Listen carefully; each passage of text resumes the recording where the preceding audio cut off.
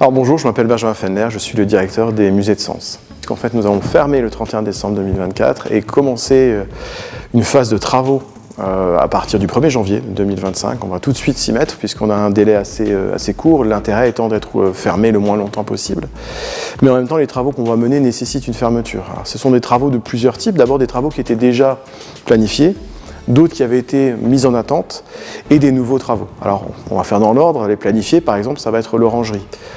Les travaux importants sur la structure de l'orangerie, sur les façades de l'orangerie, sur la toiture de l'orangerie. Deuxième phase de travaux, ceux qui avaient été en attente, ce sont tous les travaux de sécurisation et de mise en conformité de l'édifice. Il va falloir mettre aux normes toutes ces sécurités-là, il va falloir aller vers des outils de pointe et il va falloir aussi le mettre en conformité, notamment du point de vue des portes coupe-feu.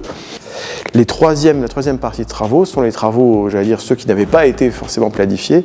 L'idée, c'est de le faire aller dans un musée du 21e siècle, de 2025. Donc, 40 ans après, les musées ont beaucoup changé, que ce soit dans leur présentation, dans l'accrochage, dans la typologie des œuvres à sélectionner, ou bien sûr dans les outils de médiation, type le numérique, type aussi les panneaux, les textes de salle. Alors, la fermeture d'un musée fait partie de la vie d'un musée. Il y a des moments où on doit faire une pause pour pouvoir gérer des travaux. L'inconvénient lorsqu'on est dans un monument historique, c'est que ces travaux sont souvent très contraignants, très lourds, très complexes. L'intérêt, c'est de pouvoir à un moment donné faire cette pause en disant on sort les collections pour pouvoir que les travaux se passent dans les meilleures conditions.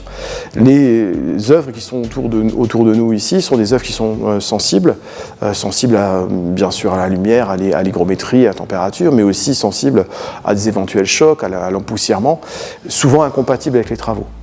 Ça tombe bien, les travaux nous permettent justement de faire un chantier des collections. Il n'y a que le chantier, ce n'est pas qu'un chantier de travaux, c'est aussi un chantier sur les collections qu'on va mener pour pouvoir les inventorier, les photographier, faire des constats d'état et éventuellement lancer des restaurations. Ce qu'on va faire sur le musée, c'est à la fois le rendre plus punchy, si on peut dire, ou plus en tout cas de son époque, mais aussi un fort travail sur les collections elles-mêmes, puisque ce sont les collections qui créent le musée. L'idée, ce n'est pas fondamentalement de changer les œuvres. Les œuvres sont d'extraordinaire qualité.